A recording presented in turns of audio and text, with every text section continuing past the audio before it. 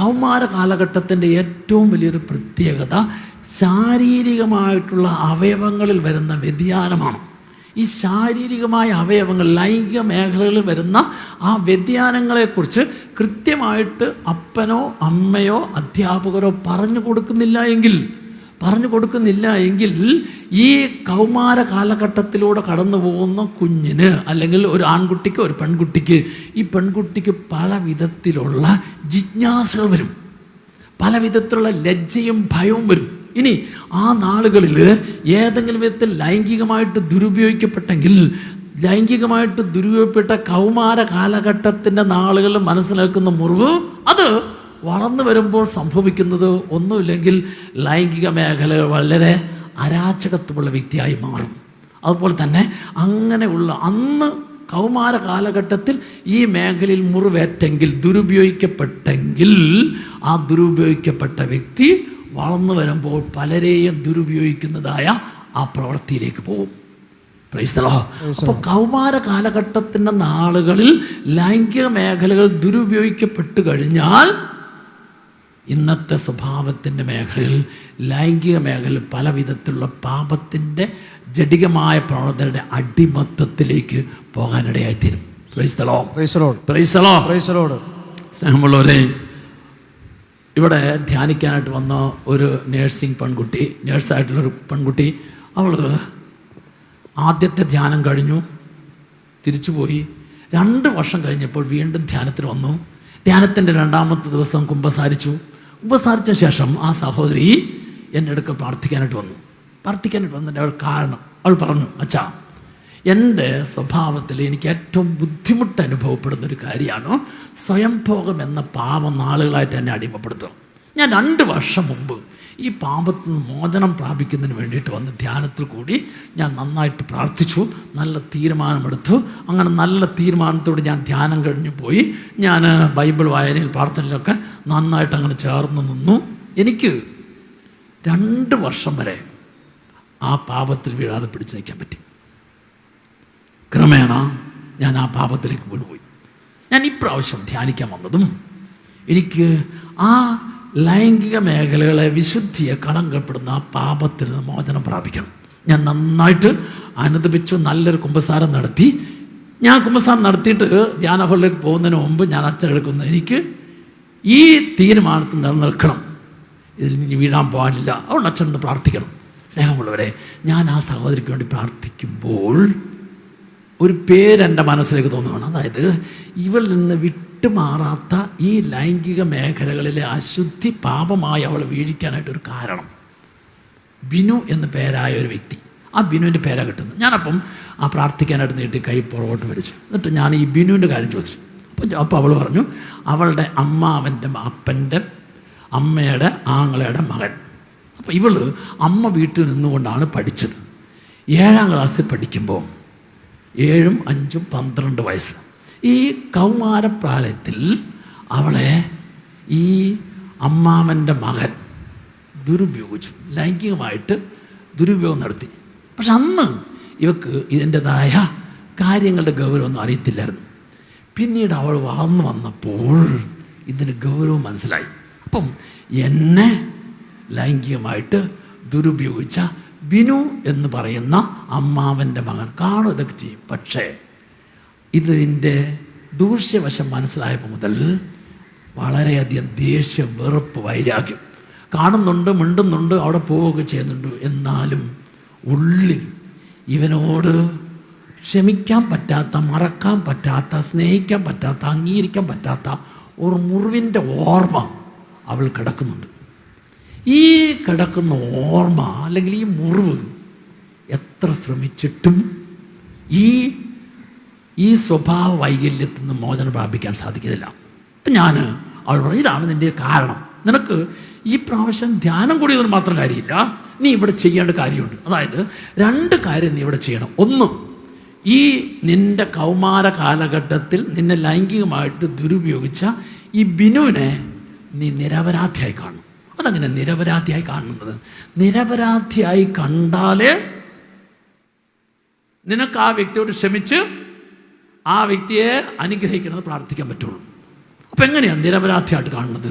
അതായത് എൻ്റെ അപ്പൻ്റെ പെങ്ങളുടെ മകള് അവളെ ശാരീരികമായിട്ട് ദുരുപയോഗിക്കാൻ, ലൈംഗികമായിട്ട് ദുരുപയോഗിക്കാൻ പാടില്ല എന്ന സത്യം, ആ സത്യം ഇവൻ അറിഞ്ഞിരുന്നുവെങ്കിൽ അത് ചെയ്യലായിരുന്നു.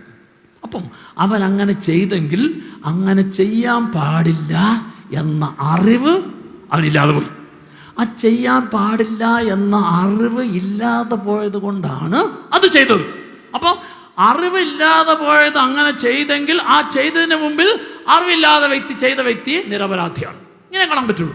അപ്പം നിരപരാധിയാണെങ്കിൽ ഞാൻ എന്ത് ചെയ്യണം? ഈ നിരപരാധിയായ വ്യക്തി എനിക്ക് തന്ന മനസ്സിൻ്റെ മുറിവിനെ, നൊമ്പരത്തെ, മുറിവുകൾ ഏറ്റെടുക്കുന്ന ഈശോയുടെ കരങ്ങളിലേക്ക് കൊടുത്തിട്ട് അവനെ, രണ്ടാമത്തെ കാര്യം, അവനെ അനുഗ്രഹിക്കണമെന്ന് പ്രാർത്ഥിക്കണം. അനുഗ്രഹിക്കണമെന്ന് പ്രാർത്ഥിച്ചാൽ ഇവിടെ രണ്ട് വിധത്തിലുള്ള സൗഖ്യം നടക്കും. ഒന്ന്, ഇവൻ അനുഗ്രഹിക്കപ്പെടാത്തത് കൊണ്ടാണ് ഈ പാപം അല്ലെങ്കിൽ ഈ പ്രവൃത്തി ചെയ്തത്. അനുഗ്രഹിക്കപ്പെട്ടാൽ ആ പ്രവൃത്തി അവന് ചെയ്യാൻ പറ്റില്ല. അപ്പം എന്ത് ചെയ്യും? ഞാൻ ഇന്ന് ആ വ്യക്തി അനുഗ്രഹിക്കപ്പെടണേ എന്ന് പ്രാർത്ഥിക്കുമ്പോൾ ആ വ്യക്തി അനുഗ്രഹിക്കപ്പെടുന്നതിന് തടസ്സമായിട്ടുള്ളതിനെ അനുഗ്രഹിക്കാൻ കഴിവുള്ള കർത്താവ് മാറ്റിക്കൊടുക്കും.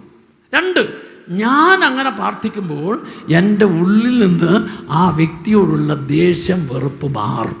അപ്പം ഞാൻ പറഞ്ഞു, നീ ഈ ഒരു ബോധ്യം വെച്ചിട്ട് ഈ ആഴ്ചയിൽ ധ്യാനത്തിൽ ആന്തരിക സൗഖ്യത്തിൻ്റെ ക്ലാസ് കേൾക്കുമ്പോൾ അതിനുശേഷം ആരാധനയിൽ നീ അന്ന് അവൻ നിനക്കെതിരെ ചെയ്തത്, പെരുമാറിയത് മൂലം നിൻ്റെ മനസ്സിനേറ്റ മുറിവേൽക്കാൻ ഇടയായിത്തീർന്ന പ്രവൃത്തി അതിന് ഈശോയുടെ കരങ്ങളിൽ കൊടുത്തിട്ട് അങ്ങനെ ചെയ്ത ബിനു നിരപരാധിയാണെന്ന് കണ്ടിട്ട് നീ അവനെ അനുഗ്രഹിക്കണമെന്ന് പ്രാർത്ഥിക്കുമ്പോൾ നിന്റെ മുറിവുകൾക്ക് സൗഖ്യം കിട്ടും. നിന്റെ മുറിവുകൾക്ക് സൗഖ്യം കിട്ടുമ്പോൾ അതിന് കാരണമായി തീർന്ന അവൻ്റെ സ്വഭാവത്തിലെ ഈ വൈകല്യം ഈശോ മാറ്റി കൊടുക്കും. അപ്പം എന്താണെന്നറിയോ? നിന്നിലൂടെ നിനക്ക് സൗഖ്യം കിട്ടുന്ന നിന്നിലൂടെ ആ വ്യക്തിയുടെ സ്വഭാവത്തിലെ വൈകല്യം മാറിക്കൊടുക്കുന്ന അനുഭവം. ഇതിനു വേണ്ടിയാണ് കർത്താവ് അങ്ങനെ ഒരു ഓർമ്മപ്പെടുത്തലും പ്രാർത്ഥനയും നിനക്ക് വേണ്ടിയിട്ട് ഒരുക്കി തന്നത്. അപ്പോൾ ഞാൻ അവൾ പറഞ്ഞു, നീ അങ്ങനെ ആന്തരിക സൗഖ്യ ആരാധന സമർപ്പിച്ച് പ്രാർത്ഥിക്കുക, നന്നായിട്ട് ധ്യാനം കുടിക്കുള്ളൂ.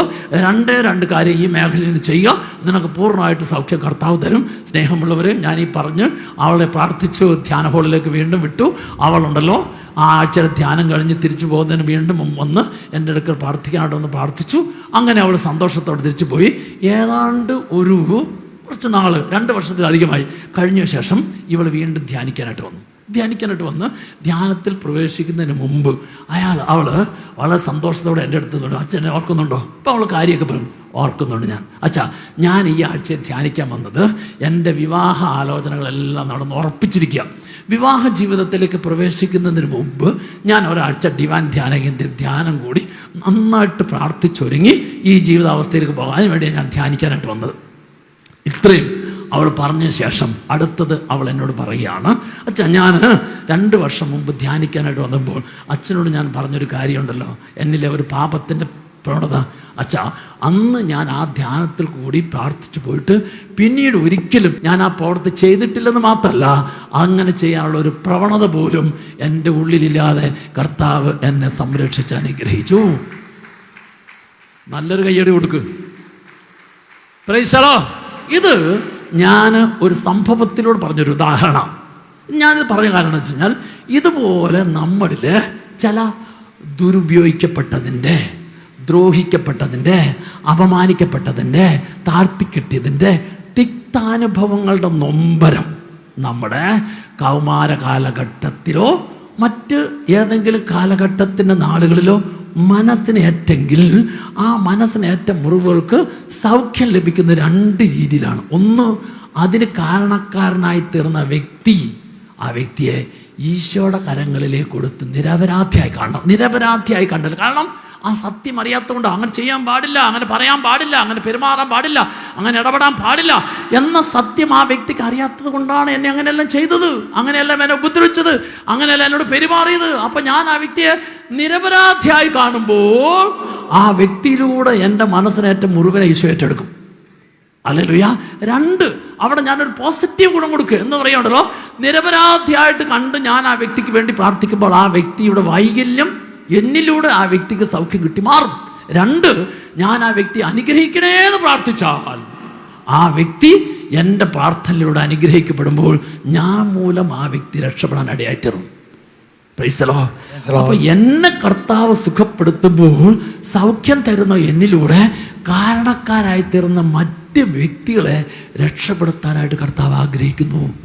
Price the Lord. അതുകൊണ്ട് നിങ്ങൾ മനസ്സിലാക്കേണ്ടത് ഈ ആഴ്ചയിലെ ധ്യാനം ഇവിടത്തെ കൊണ്ട് തീരുന്നില്ല. ഇതൊരു പ്രോസസ്സാണ്. എന്ത് പ്രോസസ്സ്? അതായത് നിനക്ക് സൗഖ്യം കിട്ടിയെങ്കിൽ നീ മൂലം അനേകരുടെ മുറിവിനെ സുഖപ്പെടുത്താൻ, പലവിധ ദുശീലങ്ങൾക്ക്, പാപങ്ങൾക്ക്, ബന്ധ തകർച്ചയിൽ കഴിയുന്ന അനേകരെ രക്ഷിക്കുന്ന പ്രവൃത്തി നീ കണ്ടിന്യൂസ് ആയിട്ട് ചെയ്യുമ്പോഴാണ് നിനക്ക് കിട്ടിയ സൗഖ്യ അനുഭവം, ആ സന്തോഷത്തിൻ്റെ അനുഭവം, ദൈവസ്നേഹ അനുഭവം, വചന നിറവിൻ്റെ അനുഭവം ഇനി ഓരോ നാളുകളിൽ കൂടുതൽ കൂടുതൽ അഭിവൃദ്ധിയിലേക്ക് പോകുന്നത്. ഹല്ലേലൂയ. അപ്പോൾ നിനക്ക് ചെറുതുകൊണ്ട് നീ തൃപ്തിപ്പെട്ടു പോയാ പോരാ. നീ ഈ വാങ്ങിച്ചെടുക്കുന്ന മുഴുവൻ ഇനിയുള്ള നാളുകളിൽ അഭിവൃദ്ധിയായിട്ട് മാറണം. Hallelujah, hallelujah. ഇനി 6ാമത്തെ കാലഘട്ടമാണ് ഓർമ്മിക്കാൻ സാധിക്കുന്ന കാലഘട്ടം. ഓർമ്മിക്കാൻ സാധിക്കുന്ന കാലഘട്ടത്തിൽ യുവത്വത്തിൻ്റെ കാലഘട്ടമുണ്ട്, ദാമ്പത്യത്തിൻ്റെ കാലഘട്ടമുണ്ട്, നീ ഇപ്പോൾ ഇന്നായിരിക്കുന്നതായ ജീവിതാവസ്ഥയുടെ കാലഘട്ടം.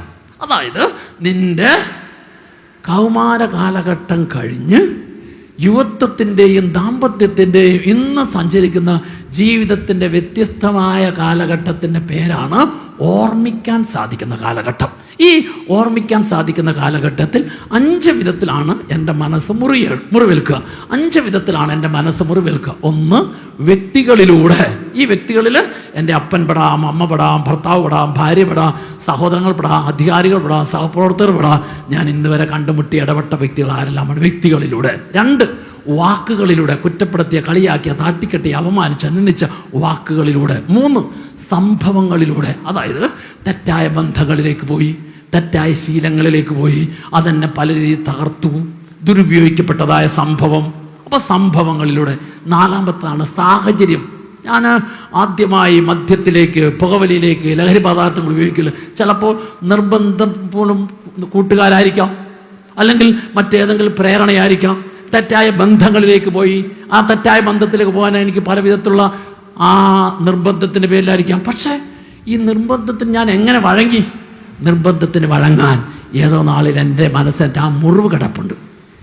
ആ മുറിവ് ആ നിർബന്ധത്തിന് വഴങ്ങാൻ പ്രേരിപ്പിച്ചു. ഇപ്പം ഞാൻ എൻ്റെ അപ്പനോ സഹോദരനോ കുടുംബത്തിലെ വ്യക്തികളോ മദ്യപിക്കുന്നതായ പ്രവണത ഞാൻ കണ്ടു, അല്ലെങ്കിൽ അന്ന് ചെറിയൊരു സ്പർശം അല്ലെങ്കിൽ ചെറിയൊരു തൊല എനിക്ക് കിട്ടി. അപ്പം ഇന്ന് ഞാൻ വളർന്നു വന്നപ്പോൾ എന്നെ അതിനെ നിർബന്ധിച്ചപ്പോൾ ആ നിർബന്ധിച്ച കൂട്ടുകാരിലേക്ക്, നിർബന്ധിച്ച കാര്യത്തിലേക്ക് ഞാൻ പോകാനിടയായി തീർന്നു. Price the Lord. ഹല്ലേലൂയ. അങ്ങനെ വ്യക്തികളിലൂടെ, വാക്കുകളിലൂടെ, സംഭവങ്ങളിലൂടെ, സാഹചര്യങ്ങളിലൂടെ സംഭവിച്ചത് 5ാമത്തെ തലം എൻ്റെ ഓർമ്മയിൽ കിടപ്പുണ്ട്, എൻ്റെ ഓർമ്മയിൽ കിടപ്പുണ്ട്. അപ്പോൾ ഈ സംഭവിച്ച കാര്യങ്ങൾ മുഴുവൻ കിടക്കുന്ന നമ്മുടെ ഓർമ്മയിലാണ്. ഈ ഓർമ്മയാണ് എന്നെ ഇന്ന് പല കാര്യങ്ങളിലേക്ക് നയിക്കുന്നത്.